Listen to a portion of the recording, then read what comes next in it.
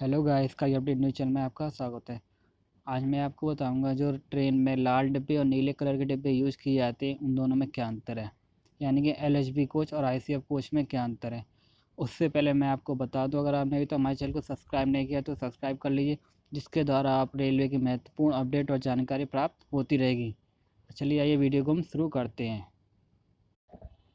भारतीय रेलवे ने साल 2016 में यह आदेश दिया कि अब लगभग सभी ट्रेनों में एलएचबी कोच लेंगे और आईसीएफ कोचों को हटाया जाएगा। आईसीएफ कोच का लास्ट कोच जो बनके तैयार हुआ था, ये 2008 में लगभग तैयार किया गया था। इसके बाद आईसीएफ कोच जो होते हैं उनको बंद कर दिया गया, उनका निर्माण नहीं होता। आईसीएफ कोच की जो फुल फॉर्म होती है वो होती है इंटीग्रल कोच फैक्ट्री, जो कि हमारी चेन्नई में है, यहीं तमिलनाडु में। जबकि एलएचबी कोच की फुल फॉर्म होती है लिंक हॉफमैन बुश। यह एक जर्मनी कंपनी है जिसके नाम पर एलएचबी कोच का नाम रखा गया।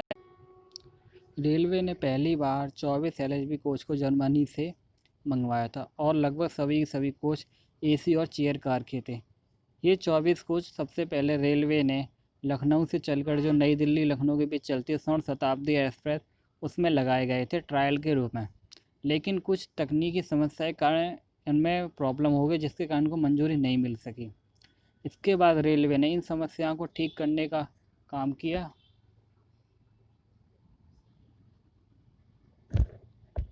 और पुनः लखनऊ शताब्दी एक्सप्रेस के साथ ट्रायल किया। इस बार ट्रायल सफल साबित हुआ।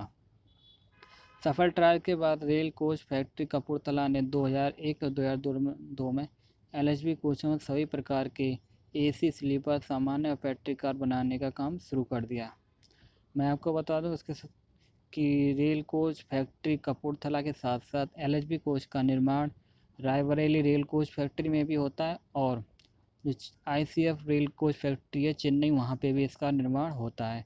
क्योंकि आईसीएफ जो कोच होती है उनका निर्माण बंद कर दिया गया था, जिसकी वजह से आईसीएफ कोच में भी अब एलएचबी कोच का निर्माण होता है। आइए इसके बारे में और डिटेल जानते हैं। आइए मैं इसके बारे में आपको इसकी कीमत बताता हूँ कि इसमें कितनी कॉस्ट पर डिब्बे की होती है। देखिए, इसमें एक तरफ आईसीएफ कोच है और एक तरफ एलएचबी कोच है। जो स्लीपर क्लास के कोच होते हैं उनकी कीमत होती है आईसीएफ कोच वालों की 90 लाख रुपए, जबकि एलएचबी कोच की कीमत होती है 1 करोड़ 80 लाख रुपए, यानी कि इससे लगभग 90 लाख रुपए ज़्यादा होते हैं। जबकि AC1 टायर की जो कोच होते हैं आईसीएफ, उनकी कीमत होती है 1 करोड़ 30 लाख रुपए, जबकि एलएचबी कोच की कीमत होती है यानी AC1 टायर के 2 करोड़ 30 लाख रुपए। AC2 टायर की बात करें तो आईसीएफ कोच में इसकी कीमत होती है 1 करोड़ 30 लाख रुपए, जबकि एलएचबी कोच में इसकी कीमत होती है 2 करोड़ 20 लाख रुपए। अगर AC3 टायर की बात की जाए तो उनके आईसीएफ कोच की कीमत होती है 1 करोड़ 40 लाख रुपए, जबकि एलएचबी कोच की कीमत होती है 2 करोड़ 35 लाख रुपए। तो इस हिसाब से आप देख सकते हैं कि इसमें की कीमतों में कितना अंतर है। मैं आपको बताऊंगा ये अंतर किस कारण से होता है, ये आगे चल के मैं आपको आगे वीडियो में समझाता हूँ कि इनमें एलएचबी कोच की कीमत आखिरकार क्यों इतनी ज़्यादा है। आइए आगे चलते हैं। एलएचबी को दिसंबर 2002 में बनकर तैयार हुआ था और इसके 1 साल बाद यानी कि दिसंबर 2003 में इसको मुंबई नई दिल्ली राजधानी में लगा दिया गया। और उसके बाद लगभग सभी राजधानी ट्रेनों में एलएचबी कोच को साल 2003 में लगा दिया गया। अगर इनके बैठने की यानी कि इनके सीट की क्षमता की बात करें तो आइए देखते हैं इनमें किस हिसाब से सीटें होती हैं। देखिए, इसमें कोच लिखा हुआ है आईसीएफ कोच एलएचबी कोच। बैठने की क्षमता के अकॉर्डिंग देखते हैं। फर्स्ट एसी में देखा जाए तो आईसीएफ कोच में बैठने की क्षमता 22 सीटों की होती है, जबकि एलएचबी में बैठने की क्षमता 24 सीटों की होती है। सेकंड एसी की बात करें तो सेकंड एसी में बैठने की क्षमता आईसीएफ कोचों में 46 होती है, जबकि एलएचबी कोचों में 54 होती है। यानी देखा जाए तो एलएचबी कोचों में आईसीएफ के अकॉर्डिंग कुछ सीटें ज़्यादा होती हैं।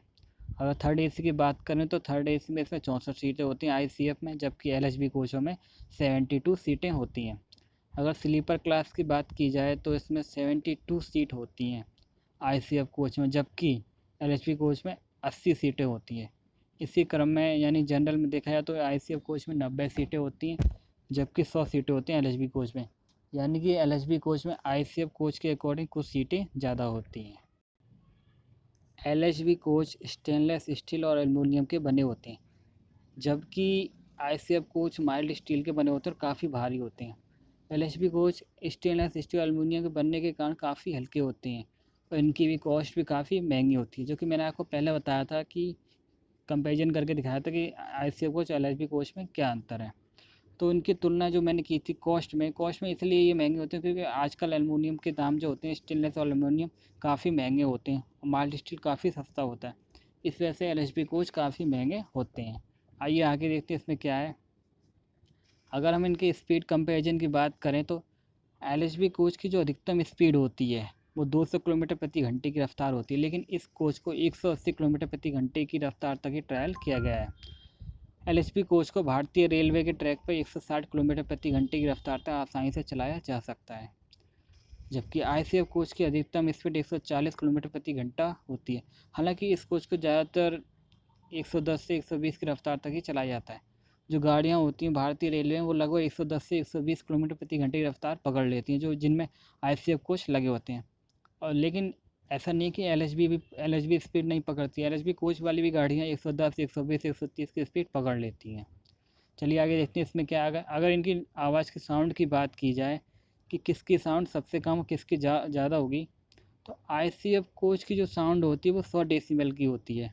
यानी डेसिबल जो होता है एक ध्वनि मापने की इकाई होती है, जबकि LHB कोच में यह मात्र 60 डेसिबल की होती है। नॉर्मल जो हम लोग बातचीत करते हैं उसकी जो साउंड होती है 55 डेसिबल की होती है, यानी कि ये जो LHB कोच की साउंड होगी वो थोड़ा सा लगभग ज़्यादा होती है। इससे यह पता चलता है कि LHB कोच काफ़ी शांत होते हैं ICF की तुलना में। अगर आगे इसमें और बात की जाए तो देखिए, जब इसमें दुर्घटना होती है यानी एक्सीडेंट होता है तो LHB कोच क्या होता है, एक दूसरे के ऊपर नहीं चढ़ते हैं। लेकिन आपने सुना होगा या देखा होगा आपने कभी कि ICF कोच जब ये टकरा जाती हैं तो एक के ऊपर एक चढ़ जाती हैं। तो वो इसी वजह से चढ़ जाती हैं कि इनमें माइल्ड स्टील का यूज होता है, जबकि LHB कोच हल्के होते हैं और ये एक दूसरे के ऊपर नहीं चढ़ पाते हैं। अगर इसमें आगे और बात की जाए तो LHB कोच में ICF कोच के मुकाबले काफ़ी बेहतर सस्पेंशन होती है। ICF कोच में सिर्फ ऊपर और नीचे की दिशा की सस्पेंशन होती है। यानी ICF कोच में सिर्फ ऊपर और नीचे अप और डाउन देखा हुआ आपने। ICF कोच में जो ब्रेक नीचे जो हमारे लगे होते हैं स्प्रिंग लगे तो ऊपर अप और नीचे अप और डाउन होती रहती है, जबकि LHB कोच में काफ़ी अच्छे सस्पेंशन सिस्टम होती हैं जिसकी वजह से आपको झटके कम महसूस होते हैं। आगे देखते हैं इसमें ICF कोच में ब्रेक लगाने के लिए एयर बैग का इस्तेमाल किया जाता है, जिसकी वजह से इसे रोकने में थोड़ा सा आगे फिसल जाती है। यानी इसमें एयर बैग लगे होते हैं ICF कोच में, और अगर इसमें ब्रेक लगाई जाती है तो कुछ ना कुछ आगे ही फिसल जाती है। जबकि LHB कोच में डिस्क ब्रेक का प्रयोग किया जाता है, जिसकी वजह से ये कम से कम दूरी फिसले और जल्दी से जल्दी ये रुक जाती है। बिजली उत्पादन के लिए ICF कोच की बोगियों में डायनमो का यूज किया जाता है, जबकि LHB कोच में अलग से जनरेटर का। ICF कोच में जो हमें कोच में लाइट की सुविधा मिलती है वो उसमें डायनमो लगा होता है जिसके द्वारा हमें बिजली प्राप्त होती है, जबकि LHB कोच में पीछे लास्ट में देखा हुआ आपने जनरेटर लगा होता है, तो उसके द्वारा LHB कोच में सप्लाई की जाती है। LHB कोच में डायनमो नहीं लगा होता है।